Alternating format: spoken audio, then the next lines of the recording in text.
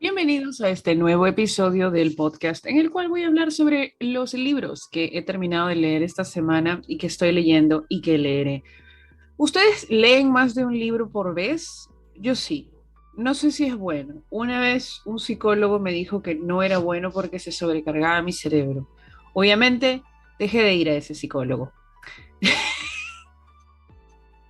Pero es cierto, creo que es una idea muy tonta. O sea, hay cosas, todos tenemos distintas habilidades y distintos talentos que podemos aprovechar y que sabemos manejar, ¿no?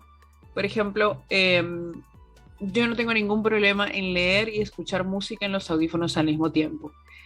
Pero, por ejemplo, mi papá no puede leer con ruido alrededor. En el momento en el cual yo pongo música un poco más allá de lo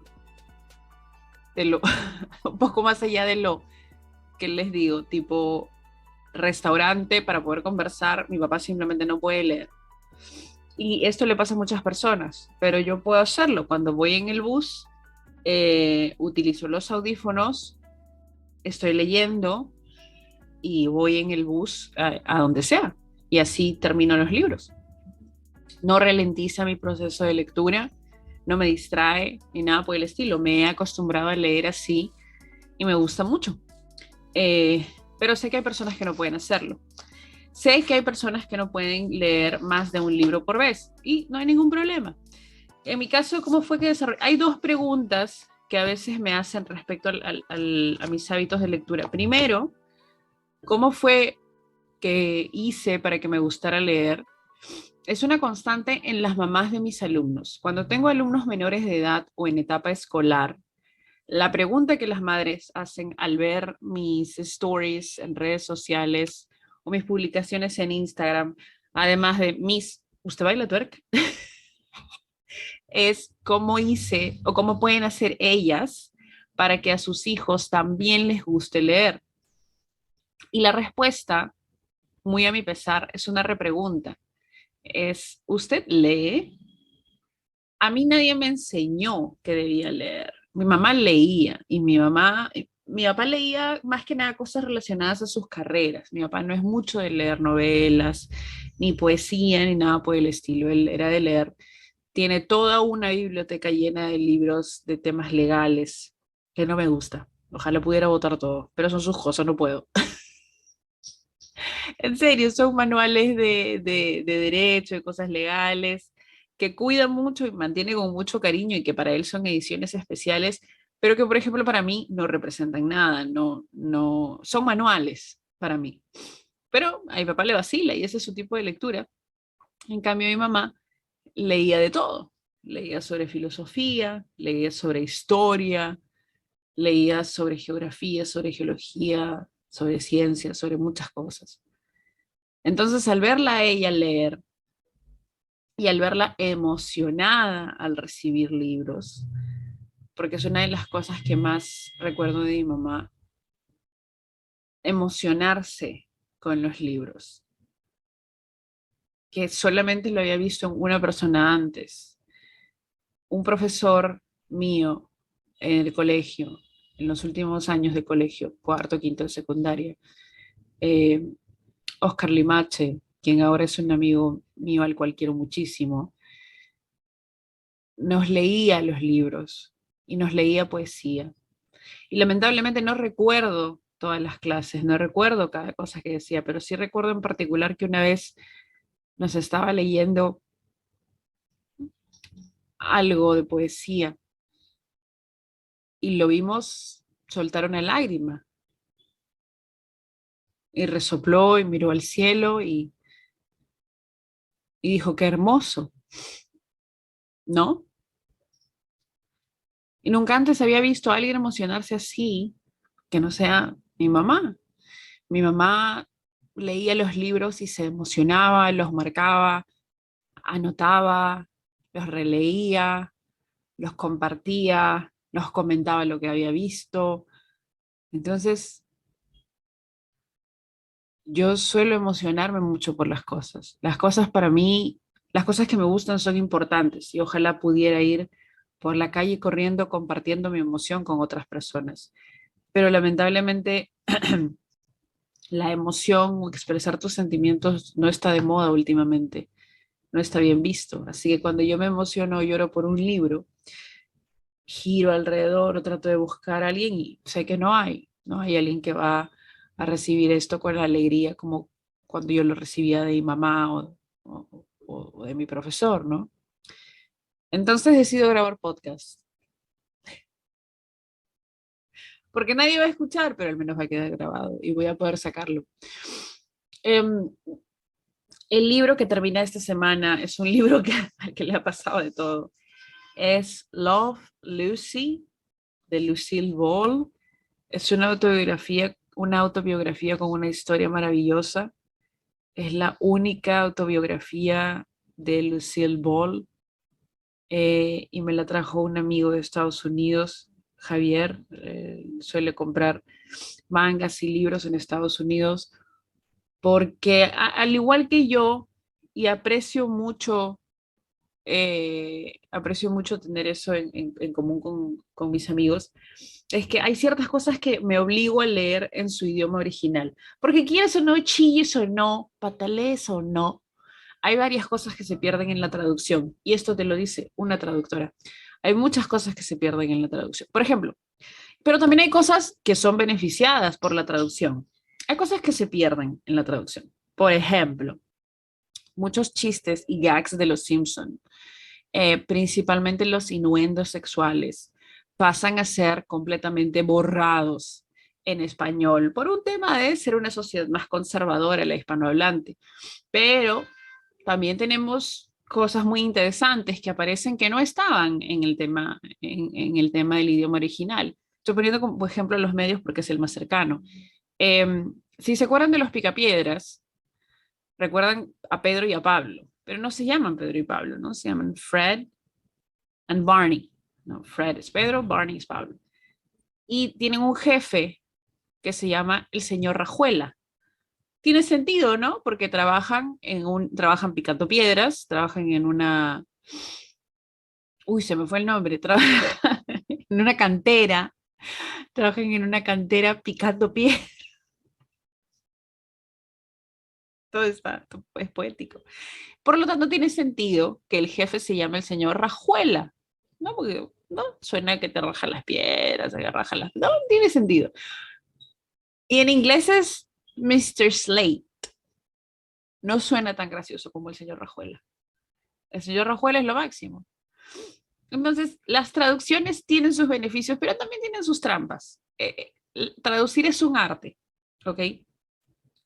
Yo había tenido la oportunidad de leer el Love Lucy, la autobiografía de Lucille Ball en español, en versión Kindle, y lo disfruté, pero sabía que tenía que leerlo en la versión original, en inglés y física.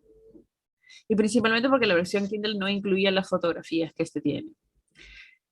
Finalmente, cuando llegó el libro y lo empecé a leer, eh, el prólogo está escrito por la hija de Lucille Ball y de Desi Arnaz, quienes son las famosas estrellas que básicamente inventaron la comedia de situaciones en los años 50, cuando la televisión recién estaba convirtiéndose en lo que es ahora un fenómeno universal, por supuesto, universal.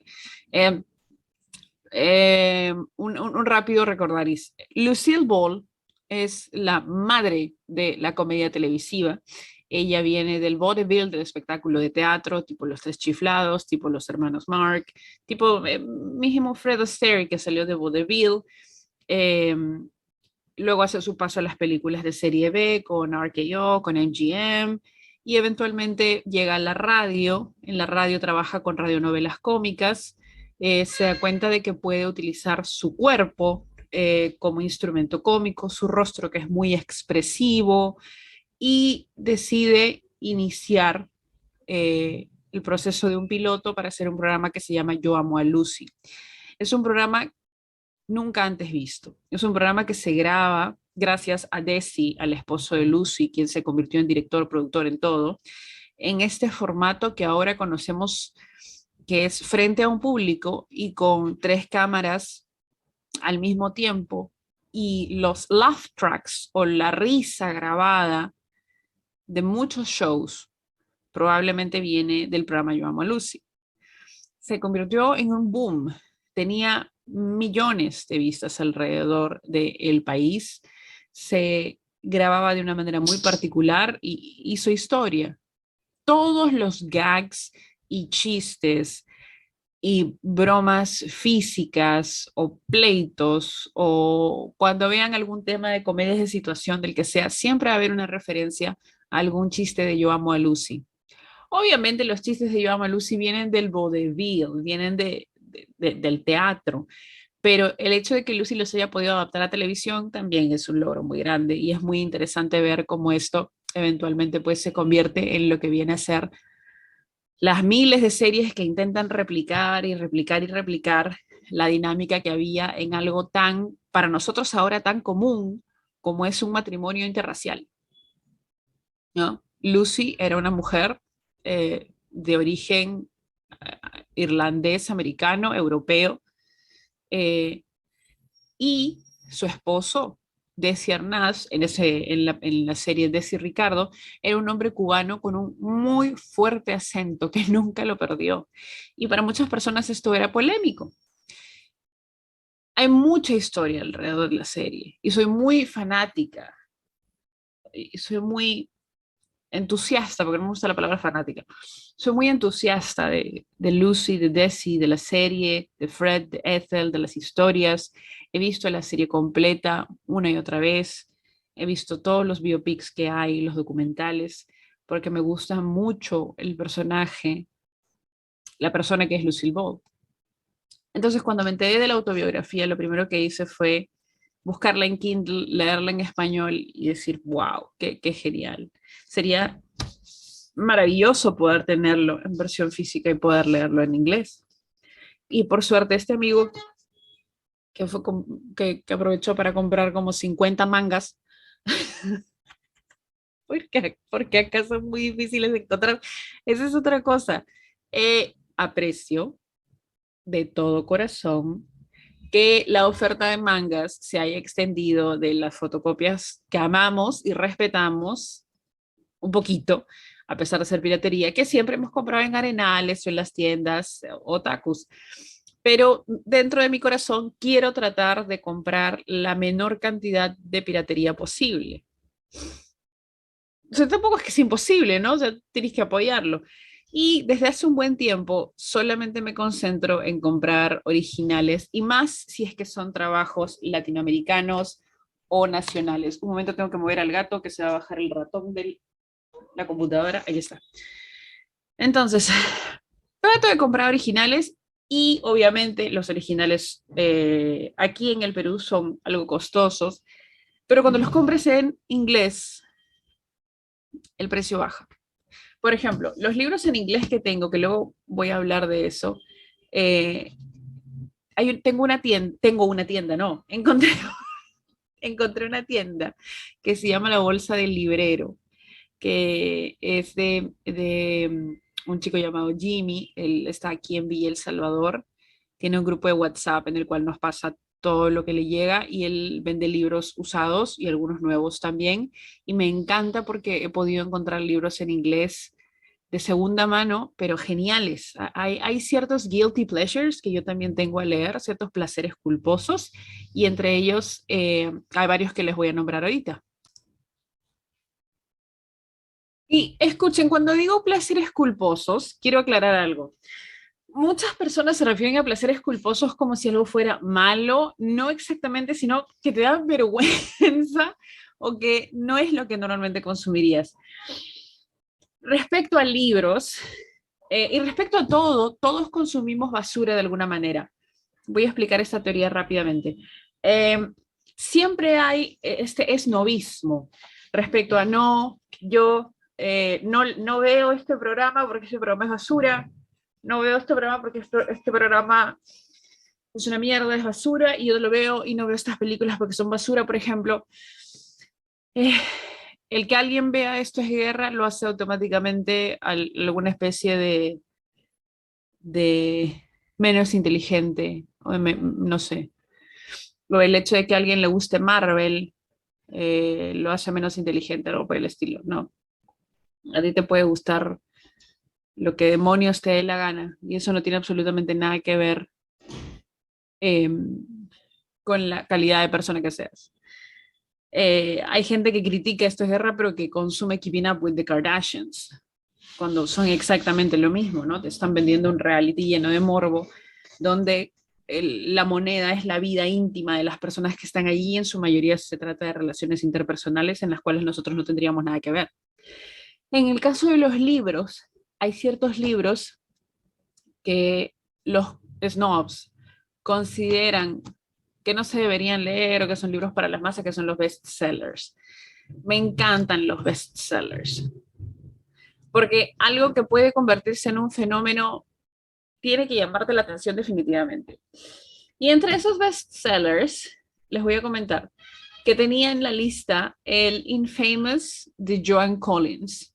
Si recuerdan a Joan Collins, es una actriz de novela. ¿La recuerdan? O sea, no hay mucha ciencia en su libro. Es una novela que recibió, o sea, por la gente conocida y la gente que le gusta criticar literatura, recibió pésimos reviews. Pero siempre había escuchado y leído sobre este libro y finalmente lo encontré y lo encontré en la bolsa del librero de segunda mano y me pareció genial. Volviendo a eh, la autobiografía de Lucille Ball me pareció maravillosa. Primero porque muchas cosas resonaron conmigo. Eh, la manera en la que ella ve el mundo, la manera en la que ella siente las cosas. Su infancia fue muy complicada, principalmente por temas de burocráticos y legales, no por un tema de otra índole. Su padre es acusado de dispararle a un amigo de ella, a un niño, y el juicio es mal llevado y su familia pierde todo. Su familia pierde la casa, tienen que mudarse, él no puede trabajar, la familia queda básicamente abandonada y el padre, que viene a ser el abuelo de Lucille Ball, pierde la fe en el sistema judicial, en el sistema de Estados Unidos. Por eso eventualmente se inscribe en el Partido Comunista. Pero luego vamos a hablar de eso. Como les había comentado, Lucy pasa a hacer películas series B en RKO, en MGM, luego hace películas incluso con Bob Hope y luego empieza lo de Lucy. Y creo que es un relato muy honesto de una mujer que no se dio cuenta el fenómeno que era hasta muy adelante en su carrera. Tiene una relación maravillosa con quien empezó como su sirvienta y terminó como su asistente, Harriet McCain. Eh, Estamos hablando de los últimos años de 1950, donde todavía existía donde todavía existía la segregación, donde el Ku Klux Klan, que es otro libro que estoy leyendo todavía, el Ku Klux Klan estaba en su época más álgida políticamente y con presencia en muchos estados en Estados Unidos, y no solamente estaban en contra de que se presentara un matrimonio interracial entre un cubano y una ciudadana estadounidense, sino que no querían que hubiera un trato igualitario. Lucy cuenta que en los últimos años de 1950 ella necesita una sirvienta y que la acompañe a todos lados. En ese momento la denominación era maid, sirvienta. Y la agencia le envía a una muchacha llamada Harriet McCain, que era negra, como la mayor cantidad de sirvientas que la agencia ofrecía, un tema que deviene del esclavismo. Esta muchacha va acompañada de una mujer que es la gerente o la persona que le da las indicaciones. Eso es un tema, a mí me suena muy escabroso, muy esclavista, y que vaya alguien a venderte a alguien, ¿no? Y lo primero que le dice Lucy a Harriet al verla es, oh my gosh, you're beautiful. Le dice, Dios mío, eres hermosa. Y la mujer de la agencia de empleos, que no era negra obviamente, sino era una mujer blanca y rica que vivía del trabajo de las demás, le dice que no debe decirle eso a las sirvientas, porque luego se les va a subir a la cabeza y que con mucho gusto le va a traer otra. Lucy decide, no, me voy a quedar con esta sirvienta de aquí y contrata a Harriet McCain, quien pasa a ser su asistente personal eventualmente y viaja con ella a todos lados. Cuando Lucy está trabajando en el teatro haciendo una obra llamada Wildcat, me parece que es en los primeros años de 1960, donde todavía hay segregación, el teatro en el que ella trabajaba todavía tenía dos ascensores. Un ascensor, no, perdón, solamente tenía un ascensor, que era el ascensor para blancos. No había un ascensor para gente negra. Las escaleras y la puerta de servicio eran para las personas de color negro, de acuerdo a la información que te da Lucy. Lucy reclama a la organización, no puede hacer que Harriet suba las escaleras mientras ella va por el elevador. Y le dice, ¿por qué? Porque es mi familia, ¿por qué tendría ella que ir por el elevador? ¿Por qué? ¿Por qué tendría que ir yo por el elevador y ella por las escaleras? ¿Cuál es el sentido? Entonces, Lucy, quien en ese momento ya era una superestrella, obliga al teatro a quitar el perro cartel que decía White Only y que cualquier persona pueda utilizar el ascensor, lo cual es un gesto, se puede ver como un gesto mínimo, pero también muestra el tipo de cambio que ella quería. No, no era una persona que apoyaba para nada el tema de la segregación y luchó porque la presencia de su esposo no sea vista como algo malo al ser de origen cubano.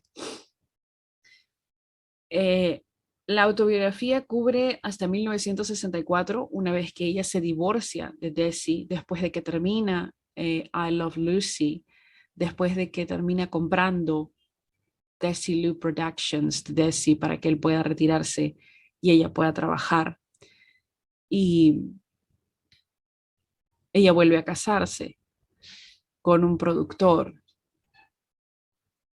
y tiene muchos momentos muy íntimos, muy personales en los cuales ella comparte lo que siente y me parece lo más interesante. Si tienen la oportunidad, si les gusta todo este glamour de la época de Hollywood, de los 30, 40, 50, el inicio de la televisión, a mí me gusta mucho este tipo de historias y de personajes.